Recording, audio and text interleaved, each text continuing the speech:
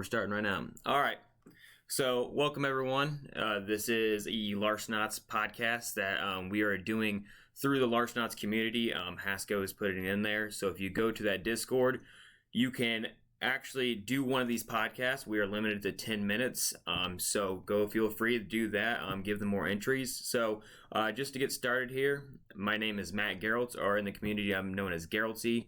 I am the founder of Esports Havoc, and right now we are competing in Population 1, and I have right next to me is CompleteGuarentee, and the reason why I brought him on here is because we are in his league, and now they're bringing it into Larcenauts, and I just felt like he, as coming into this and doing tournaments, it'd be a good opportunity to talk to him about how he feels about Larcenauts and his actual company. So if you want to go ahead and tell him who you are. Yeah, absolutely. So I'm Charlie Delamere, but known widely as CompleteGuarentee or Complete, whatever people want to call me that day. Like you said, I'm the leader of Mob Toyco. Mob Toyco started in Population 1 at the beginning of this year, really, and has grown from a very sort of small operation running small community tournaments on Saturdays into we have around 300 weekly players now playing across 2 leagues every single week. It's grown very, very quickly. Oh yeah. And like you say, we're now in a position where Larcenauts looks like an incredible game for everyone. And with private lobbies on the horizon, I think it's a perfect time for us to expand into Larcenauts to bring exactly what we're doing over at Population 1 here to this community as well. Yeah, so did anything really spike you with Larcenauts that you felt like maybe you saw a competitive scene that kind of you already were building in Population 1 to bring you into this world? Like, what really got you like, hey, Larcenauts is my next move, instead of like Echo VR or Onward? Like, what pushed you towards this? I certainly think with it being a new and fresh game, it's really interesting to us. But more so Larcenauts in particular, with it being this 6v6 hero style game, which we haven't really seen in VR just yet. I think it really brings this new, fresh, competitive nature, something that other games haven't necessarily nailed on their head just yet. I think it can be both casual, but also extremely competitive, and it's got a really wide gambit. So it's going to be super, super interesting to see where it goes over the coming months and years even. Yeah. But certainly got a lot of promise at the moment, so really excited. Yeah, same here. I know, as an owner of a VR sports, because I think that's the direction they're going with how they call us instead of esports. You kind of look for those games that are going to have competitiveness and what's going to really strive to make you the next level contender in any game. And if you don't get into it early, like we are now, then you're going to be really left behind. And just as how we have been in Population 1, I saw Larcenauts and jumped on it because one, that 6v6 style that they have for like Paladins or what's the other one to escape my mind? The biggest one in probably the world, Overwatch. Overwatch or Valorant, yeah. Valorant, and so I played a lot of those, and just the strategy behind it is to me a very interesting. Like, you're just not going to have the same scenario every time. Population 1, you got to be number 1 victor. That's it. You have 3 different game modes that it's switching behind. It's just not Battle Royale every time. And that's what really fascinates me. So, yeah, I also really love the team and the concept using the heroes. I really love that. I think it's going to be really, really interesting to see how metas evolve and how comp set gets built by teams. And how as well we define those limitations on different comp sets. With the healer roles and more sort of attacking roles, tank roles, etc., etc. It's gonna be really, really interesting. I'm really excited. Yeah, and so let's go ahead and talk about more into your guys' world with this, because obviously this podcast is Larcenauts, so we all know what it is, and I really want to know your more interest into it, especially the rules, regulations, and things that we may particularly want. For me, in my opinion, I know that eventually when it gets to the competitive scene, which they'll need to build more characters in order for this to happen, but in a competitive world, you can't have the same characters because you're going to get competitive people with the whole entire team with VOD, which VOD together it is really hard. Or a VOD Chi combo. That's I've gotten up against Three that, VODs, two yes, cheese. and it's not fun. And so say if they don't make those steps, would your organization more say, hey, these are the rules that you can't be doing these combinations like that? Yeah, certainly. I mean, for us, it's about creating a healthy environment for all sorts of types of Yeah. competition. We don't want there to be like a specific meta that evolves. We want to see that variation in teams, that variation in comp set. We don't want every single team to be running three VODs, three cheese. And if that means that, if we don't feel like the developers are necessarily doing a great job of balancing those characters to where every character is viable and different comp sets are viable, absolutely we'll implement some rules to say maybe that you can have a maximum of 2 per specialist on a team or something like that. Really depends where the game is, and those rules will develop as the game goes on and as buffs and nerfs are brought out to characters and balancing is done. But yeah, we want to enable different play styles. Especially with the different game modes as well, you're going to really see some teams be more effective at the refuel event and some be more effective at team deathmatch, for example. It's going to be really, really interesting to see how teams develop and evolve. It's going to be great. I think rule set is really important for that, though, making sure that we have a fair and open rule set that allows people to do and try. Yeah, and the beginning of things like this, and I know learning from like Population 1 scene, regardless what happens, people will find exploits. That's just how people are. They find it and they know it's probably not right, but until someone says something, they're gonna do it. Yeah, of course. I mean, it's competitive nature to try and give yourself the best advantage that you possibly can. Whether that's through practice and training or through knowing a tactic or a strategy that other teams don't know. And sometimes that can, that line of what is an exploit and what isn't an exploit can be quite difficult. I mean, even if you're talking about like Counter-Strike and different sort of peak spots that you've got and smoke spots, that is that an exploit? Yeah. Well, not really, but if you can't be seen from a certain position or it's harder to see people in certain positions, then you really need to understand where that line is between just having a better strategy and knowing something that other people don't know versus like actually exploiting the game and doing something that can't be replicated or can't be countered. So another a big thing is you have upgrades for your character. Now, if it ever comes to a point where people always say that eventually it could become pay to win, hopefully it doesn't go that way.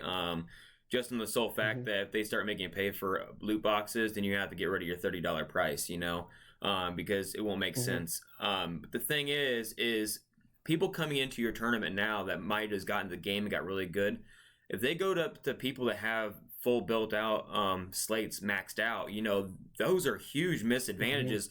So like, are you just going to start out like, hey, that's your loss? These people grinded, because right now it is a grind for those slates.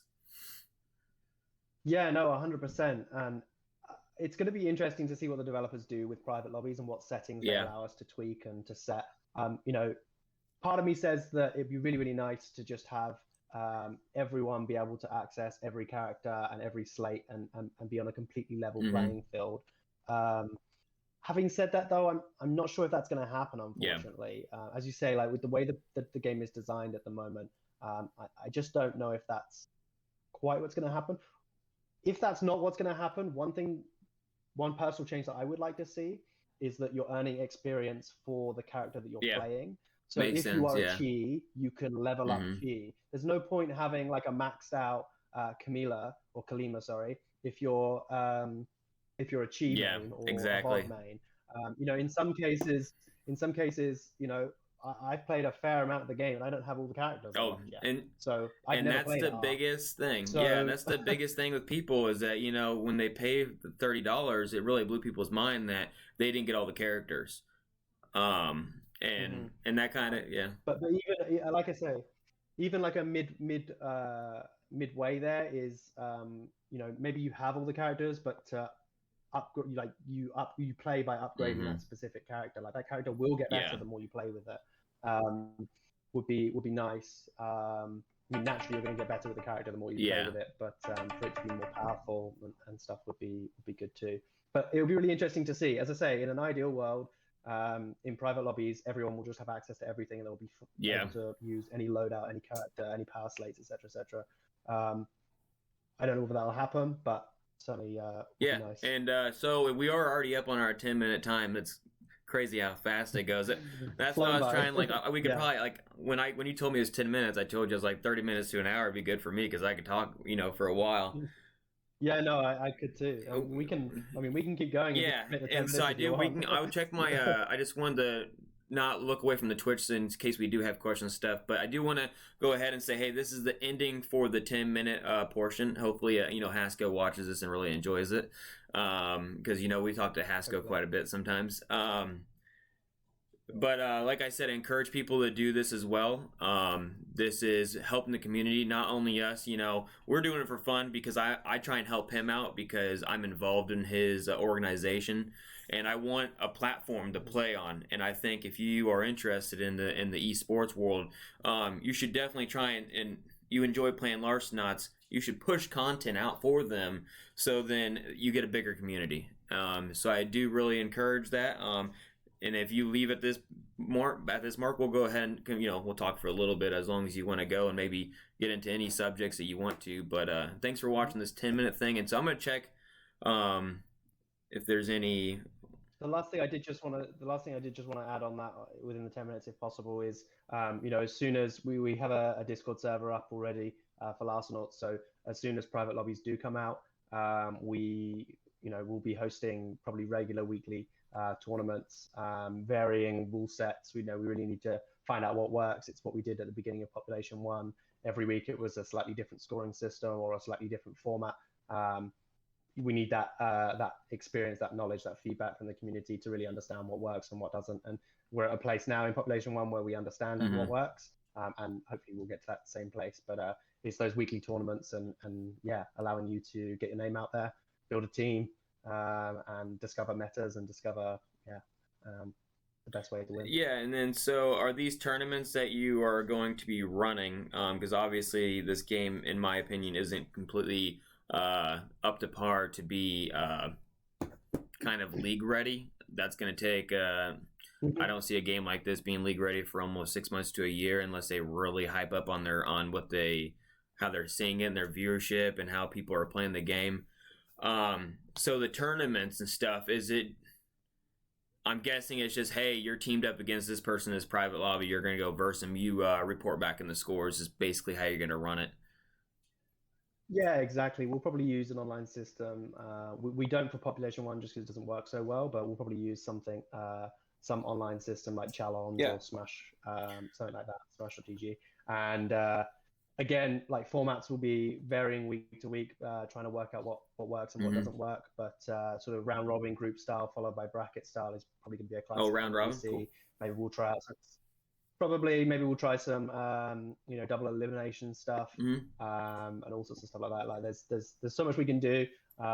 It's gonna take time to understand what the community want, what works best for the game, especially with the different game modes and things like that. Are you playing each game mode against each team? How are we doing map selections and things like that? It's gonna be a job, but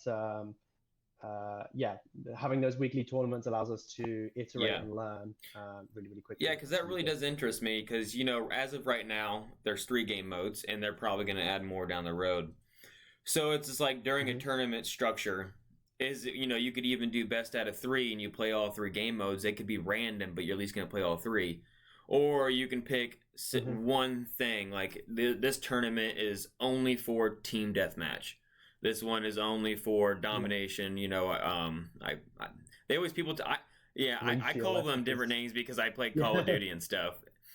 Yeah. Same. To me, it's domination and uplink. And then like the uplink one with the ball. So it's like there's so many ways to do it, and there's so many ways to do a point structure.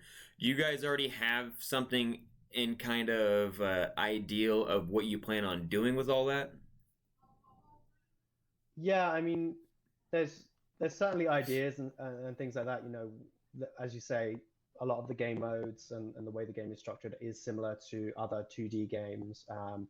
So I'm sure we'll be taking some ideas from those and inspiration.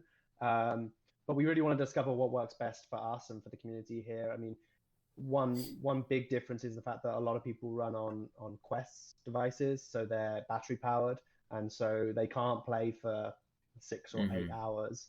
They 4 is really the maximum that people can get with 2 hours from the headset and then 2 hours from an external battery. And also, being a slightly more physical game, you're stood up, you're moving around, you tend to be.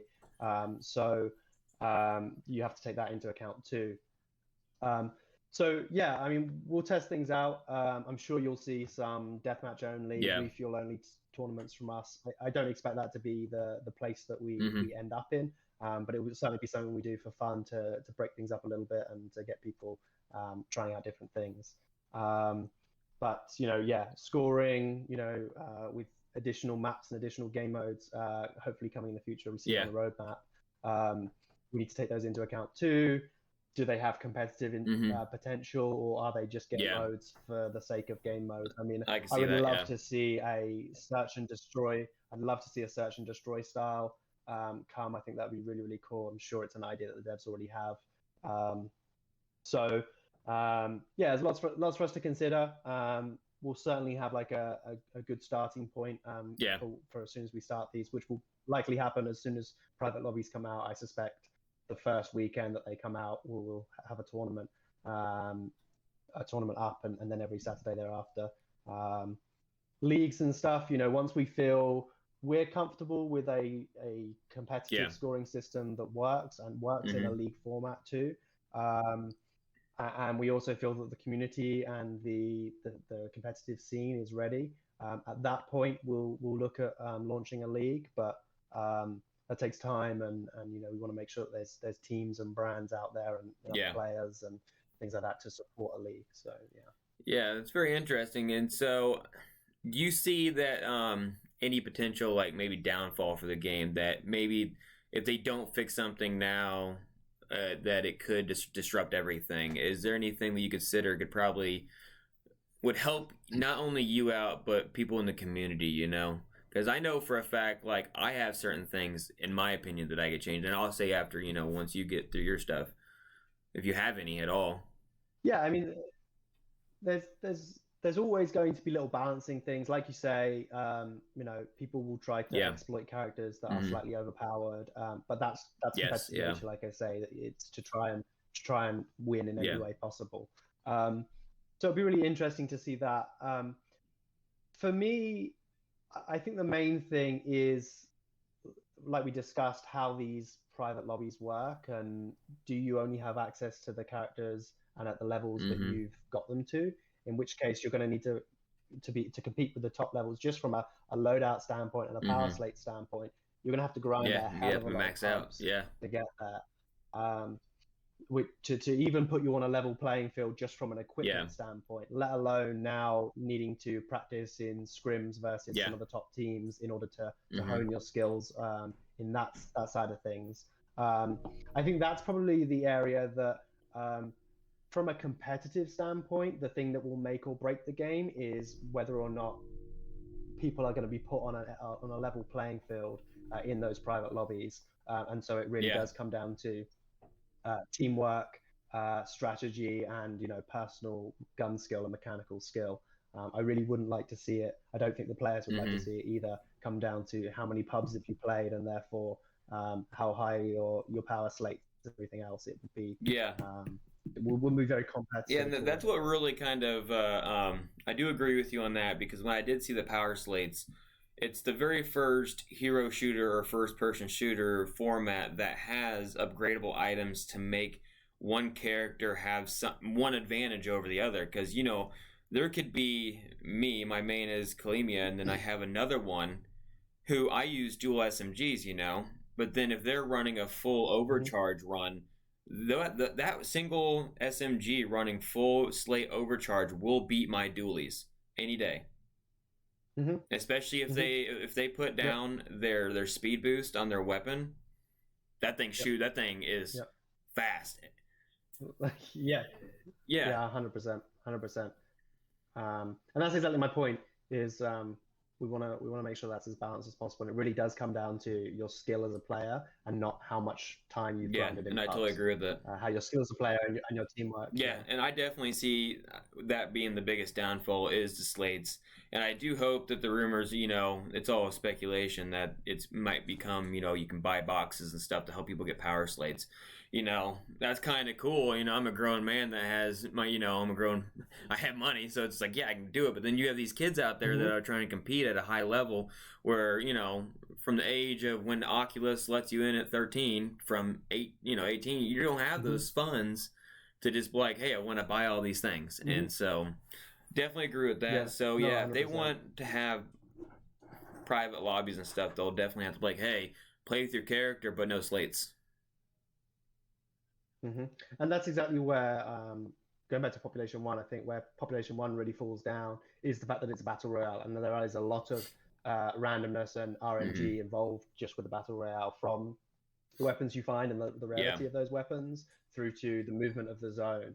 And that's where things do fall down in Population 1. And one of the reasons I love Larcenauts and I love the idea of Larcenauts so much is because a lot of that is not involved, but then somewhat randomness is involved in other aspects with these power slates. Oh yeah, it's full RNG. Like it's almost like you not having a character. That's all RNG, and it's like, man, I can't tell you when I first started playing. Like, I had some people that got their characters right off the bat, and then it took me like 2 months to get it. I'm just like, geez, I just want to play this character. Yeah, I remember. I think I got VOD. I got my last day, and no one else had VOD, but I was seeing Arc everywhere. And I was like, Arc, I want to try out Arc. I don't want VOD. I don't want to be punching people in the face. I mean, even if he was extremely overpowered at the time, and probably still is pretty strong. I was like, I want to be shooting people. I don't want to be punching people. I can see that. That's just my playstyle. That's what I want to do. I've ended up transitioning over to a Chi because playing a support role is far easier. Yeah. See, I like Kalimia. She's fast paced. I can jump around, get to the objective. She's a lot of fun, I just get those dual SMGs and go at it. So while we're here, do you have any questions in particular for me? I guess not necessarily a question for me. I personally know, but I definitely think the players want to know is like, how do they get involved with you and with the Havoc, and if they're looking to be the next top Larcenauts player or even pop player, how do they get involved, and where do you think they should start? Definitely starting base level is the Larcenauts community Discord. Not the actual physical Discord for the game, not someone else's created community one. The actual Discord, getting in there and really seeing the people that are active in there, because those are the ones that are the most inspired by the game, that are actually finding it as an actual hobby to play, and really talking to them and maybe asking for pointers for them, or even going onto YouTube. I know a couple of people that have put out some pretty good videos out there. I'm not going to name certain names, so I don't feel like I'm favoriting people that are that. But going into the esports world, you're going to realize that there is certain expectations out of you, that it's just, you can't leisurely play a game and just come back and forth. It's just not how it works, especially when there's changing metas. Especially in a 6v6 shooter like this, the meta will change almost every update. Every update they do, if you're not checking what character or what weapon got modded for that certain update, you could be out of the loop and you will get destroyed. You're gonna be like, wow, I was destroying and now they nerfed your weapon without knowing, and you're gonna get destroyed. So definitely find your niche, and then like some people have Population 1, some people have Lars, and like I've even talked to community people that I'm involved with. They're just like, which one are you gonna pick? You're gonna pick Population 1 or you're gonna pick Larcenauts? And I'm just like, well, thanks for putting me on that edge. I'll figure that later. But so from there, getting into, like, say you want to join like a Havoc or what is other team involved? I believe MTS will probably be in in Larcenauts because I saw Reaper in there. Yeah, Cobra Cobra Cartel. Yeah, just Cobra naming some people that I know from Pop that are going to eventually come over. Just basically finding our Discord. They're all available. I make it available on the Larcenauts Discord to say, hey, come hang out with us. It's a huge Havoc community-based thing. So it has Population 1, it has Larcenauts, it has Echo VR, it has Onward, it has Poker, it has Zenith. It has pretty much any big VR game that people want to even chat about. I make it kind of a Havoc, little fun thing to play with some Havoc people when you got time. And if you ever want to actually try out for the game, I don't ever do the tryouts because I'm a big softie and I'll probably let everyone on my team. That's not my job to do stuff because we have a horrible team. So it's like, say Population 1, I have TBG that is my main manager for Population 1, does all of the bringing people in. So for Larcenauts, I call him Contra, but let me get his actual full name. I think a lot of people in this community already know who he is, just because that's the reason why I picked him, because he's playing this game 24/7. Half the people that I run into that I talked about, they're like, Contra? I go, yeah, I know Contra. And they're like, yeah, to tell me all this good stuff about him. So I was like, man, I had to make him a captain. Yeah, and I just call him Contra. So let's see what his whole name is here. So it's USMC Contra. So if you go to my Discord and you go to like Try Out for Havoc, you can actually see his name and click on it. But other than that, like even just like, don't even feel like you have to join a team right off. There's nothing wrong with bringing more competition to the field either and getting other people involved. Just know that if you create a team, especially for this game, don't find someone that plays the same character at you. Don't be stacking your thing up with 6 mains of Kalimia. It's not going to work out. You need to find people you play with that have 2 mains.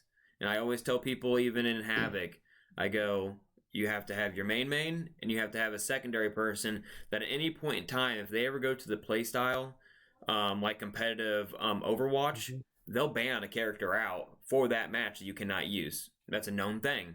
And I don't know if they'll ever go that way, but it's just like, it could happen, I'd like to see that too. I think it's an interesting dynamic to the game as well. Like you said earlier, I think we need more characters before that becomes a thing, but yeah, it's really interesting, especially when you look at like League of Legends, which has like 120 different characters, and you can ban people's main characters and stuff like that. You have to be versatile. You have to have different characters, different skill sets, different situations as well. Because even when I'm playing pubs, I switch between different characters based on the game mode, just because some the uplink style one with the ball, Kalima's a lot better because you can grab that ball and dash out of there. But at the same time, having a Thal or a Chi on your point whilst you're capturing those points is super powerful too. Meanwhile, Team Deathmatch, just 6 Kalimas just running around nailing everyone works perfectly fine most of the time. So it's going to be interesting to see. You'll probably see that people have to play different characters based on different game modes as well, because those metas will be refined for the specific game modes based on the requirements of the game. Yeah, and the biggest thing now for people that are creating teams, like the one advice I can give them is there's only 3 total maps right now, right? And those maps are readily available if you ask the right people for them. And you can start naming stuff out to have team dynamic. And that's the biggest thing that's going to happen with a 6v6 shooter, is that team dynamic and communication. If it's not there and you guys are playing the game and not speaking, that's your number one downfall, is not communication. And I've already seen it. I've seen playing pubs. If you don't talk, it's done. Yeah, that's one thing that's going to be interesting for the players that do come across from Population 1, because in Pop 1, there's 3 players on the team. So there's never really any talking over each other, but also you're all focused on exactly the same fight most of the time. Maybe different people, but the same fight.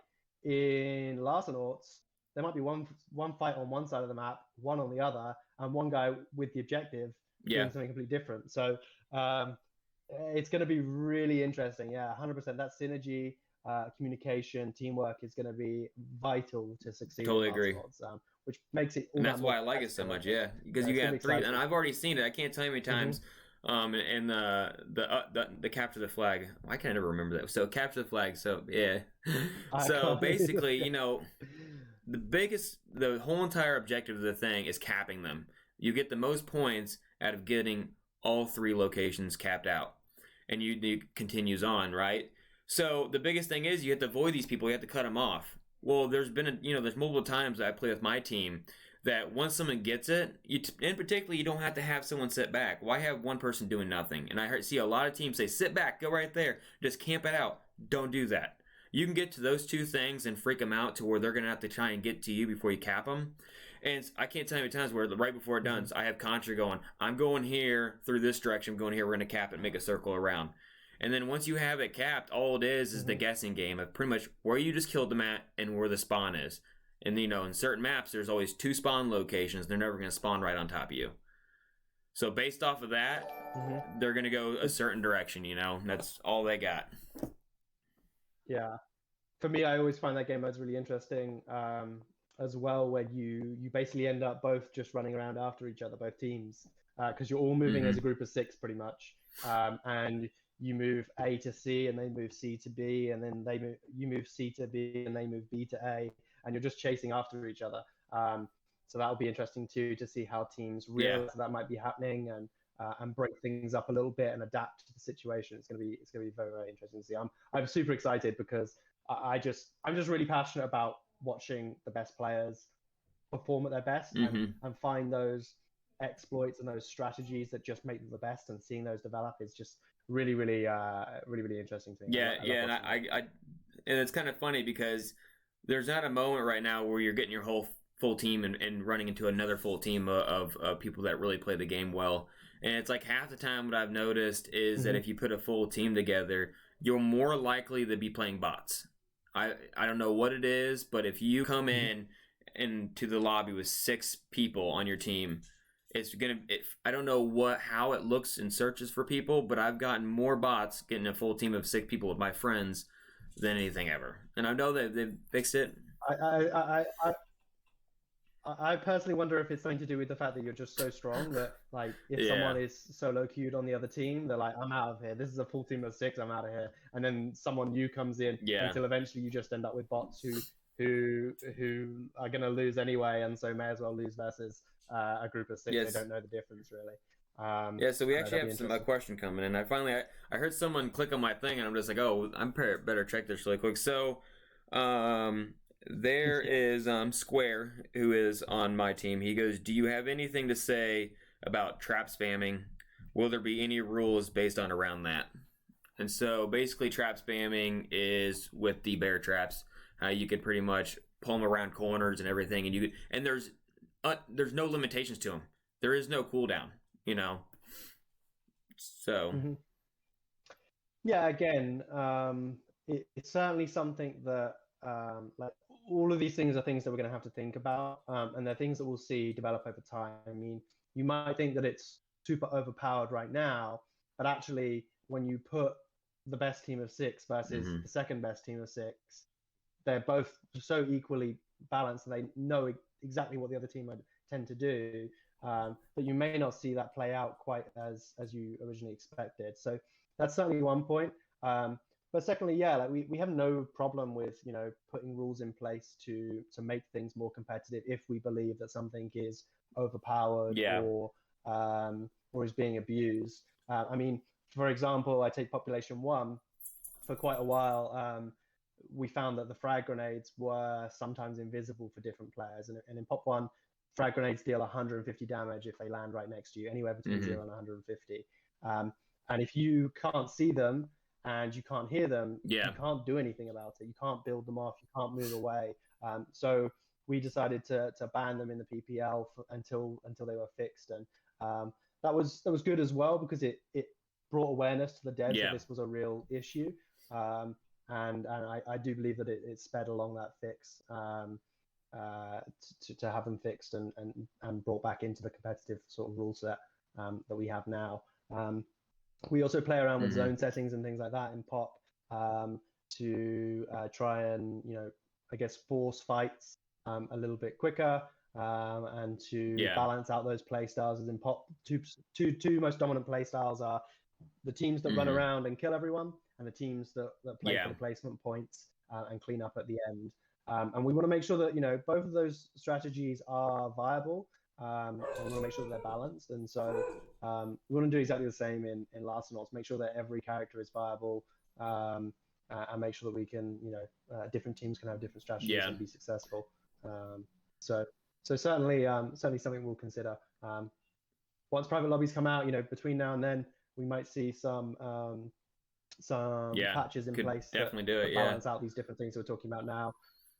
And certainly once private lobbies come out and the devs start seeing those high-level competitive games and realizing that something that works in pubs that seems pretty well balanced, when it is sort of taken to its extreme in those highly competitive games, it'll be interesting for them as well to see and go, oh, hang on a second, this isn't how we wanted this game to play out, or this isn't how we wanted these utilities or weapons to be utilized.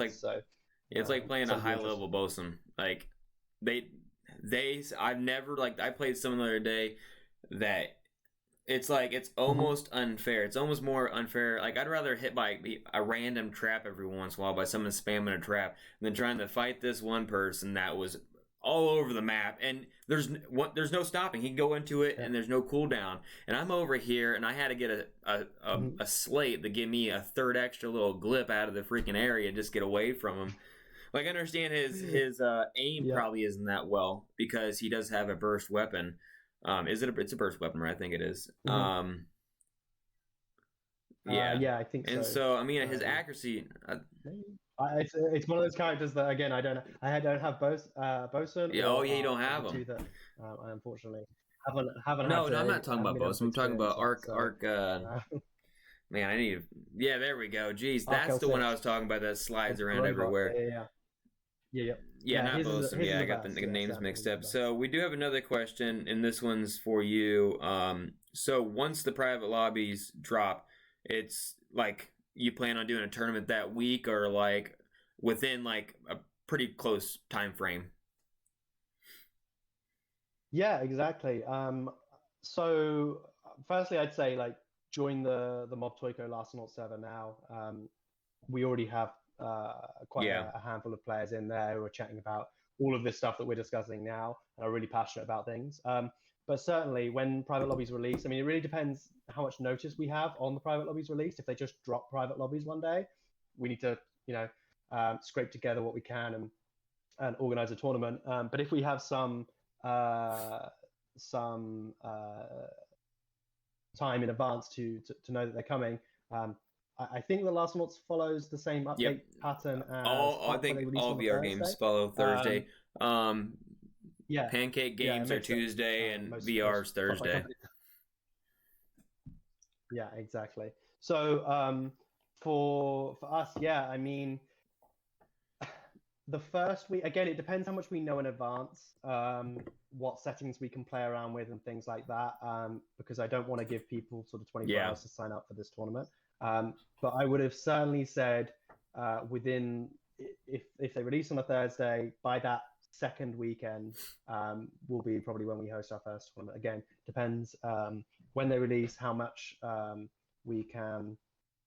much data we can gather to understand what settings we should use. Yeah, I'm really interested in those settings for sure. And things like that.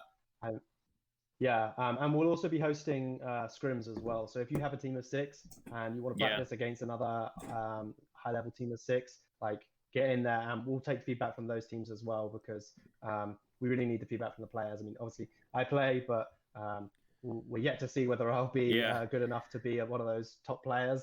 I need to play a little bit more in practice, but it'll be interesting to see for sure. Certainly we'll be into it as quickly as we can, and then probably every single weekend thereafterwards, every single Saturday. Cool. You can probably expect to see us hosting open tournaments. And so, I know in population you have shoutcasters and everything, and that's the main full dynamic of how you make your name possible, more popular, more just really gets the players in there. And luckily Population 1 has built some formality of making that happen, even though there are better tools out there. We know we saw the tools already that they use. And I think I was talking to you about this before, and I even mentioned this in the Larcenauts group, is that they need some formality for you to be successful, and not only it also helps them out if they allow just a 13th person into that server and just a dead person that's just a camera on top view so you can flip around seeing everyone's names. That alone is going to make the game so popular. But the thing is that we don't have that right now. So what are you going to do? Are you going to have just one person just sitting at a PC, just shoutcasting? Like, how are you going to make it interesting for the people to watch?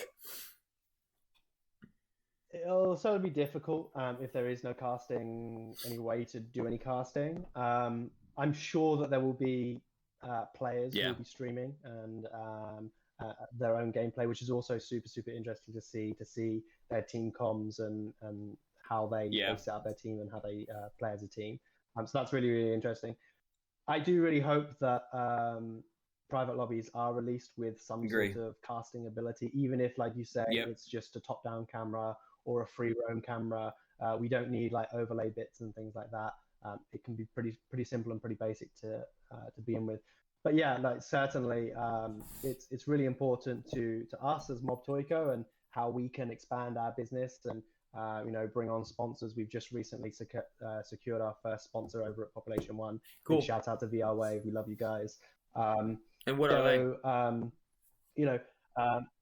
VR Wave, so they do a few different Quest accessories, but predominantly they do blue light and prescription. Oh, that's awesome. Eye lenses. So you just put in your prescription and they send them to you anywhere in the world. You can get a 5% discount with code MobToico. That's pretty cool. Yeah, I'm blind, so I might have to look into that. Yeah. It's even if it's just blue light lenses as well. I use the blue light ones and my eyes. And they give you the instructions how to pop them in and out and everything. That's cool. Yeah, they slot in super easy. So going back to the casting and that sort of show and that event is really important because it's one thing having players that are passionate about it and players that want to play the game.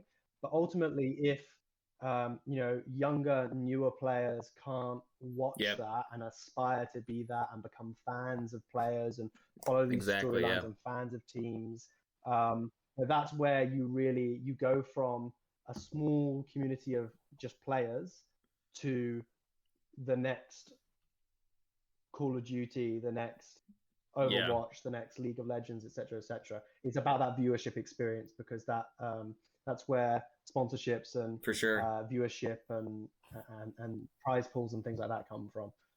So yeah, really important that that does come out. Whether it will come out with the release of private lobbies, I'm a little bit skeptical about.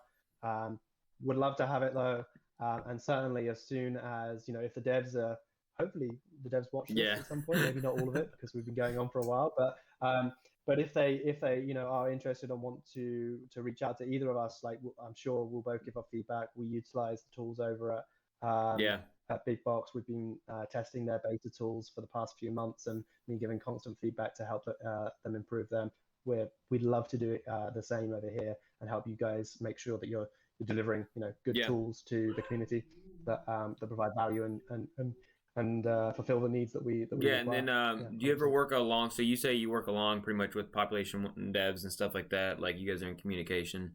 Do you, as of right now, have anyone over in the Larcenauts team? But I don't think what is their full company? It's just not Larcenauts. They have Impulse you're right. Impulse Gear is the developer. Yeah. Not at the moment, no. I mean, we've only recently. I've been playing since the day that Larcenauts released, but Mobtoico as a whole has really only come over to Larcenauts in the past week. So no, I mean, obviously we know Hasco well. You and I have had built a relationship with Hasco over at Pop One, and that obviously translates over here. But with the devs themselves, not just yet, but we're still new. We want to build up our own community first. It's a little bit the way I see it is a little bit strange for us to come in and say, "Hey, devs, we're here to do X, Y, and Z for you." We really want to provide that value first, build that competitive scene, and build a community ourselves within the game. Prove that we are providing value to the community and to the developers as a sort of second order effect of that, and then approach them and say, "Hey, like, look, we're happy to help out with anything, everything you want," and whether that's in an official capacity, running a league or tournaments for you, or whether it's in a more informal capacity of just testing out tools and giving you feedback on what is and isn't working within the game and what should or shouldn't be tweaked. 100%, we're an open door, so they can always DM me, just complete guarantee. I'm in all Discord. Yeah, so I think we're getting pretty much dried out on a lot of the questions, and certainly. Yeah. I also have to go at some point because I'm heading on holiday or vacation, as you guys would say. So I just wanted to say thanks for coming on. The main, No, thanks very much. The main point of this podcast, like I said, I'm going to do it one more time because wasn't just doing this for me. I do this because I am a huge community person, and when I see something that I could have fun with and be part of the community with, which is the event that's going on. If you aren't part of the Discord, go over to the Larcenauts Discord and go to the area where, let me just go ahead and just walk you all over there. So if you go to the Larcenauts Discord and you scroll all the way down, there's a thing called community events. If you read the second one, that's what we're on now, called Event 2 Larcenauts Podcast. You have until Tuesday to get your submittal in. All you have to do is eat it with yourself, talk about how much you love Larcenauts or improvements, fixes, or anything. Grab a buddy. You can do it up to 3 people, and you can do it, and it's just 10 minutes long. Definitely recommend people doing it. I enjoyed doing it. Really glad that I found Complete here to do it with me. I knew that this would be perfect because I've been talking to you all week about it. I go, I know the guy I want to talk to. So I really appreciate it again. And so if you want to go ahead and plug yourself, go away, and then we can kind of just end it that way. Yeah, no, absolutely. I mean, we're Mob Toyco. We already have a massive community, 1,300 people over in Population 1. You can find us there at discord.gg/mobtoyco-pop1. Or you can join the Larcenauts community as well, which you'll find in the clan advertising channel in the Larcenauts server. Come join us. There's already a load of players in there chatting about just getting casual pub games in together, getting to know each other, building that competitive community. And like I say, you'll be there, you'll be ready for as soon as these private lobbies drop and we're able to get some tournaments underway and have fun with it. Awesome. I can't wait to see how Havoc does. We always bring as much as we can. And once I saw Larcenauts, I've had a team created since the very beginning. Probably the first week I was already creating a team and really finding people that are very involved with a game, because once you see someone with passion, that's the best player. I mean, eventually he's going to have his strengths and weaknesses, but a passionate person that plays the game is the one that's going to probably be the most successful for you. And, now one of them is my team captain, and he's going to lead us to victory. So hopefully we see great success out of you, just out of Population 1. And once again, thanks. And everyone that's listening to this podcast or in the future, thanks for watching. Yeah. Yeah, no, thanks very much. Oh, for sure. We'll have to do this again. Sounds good. Yep. Later, buddy. Absolutely.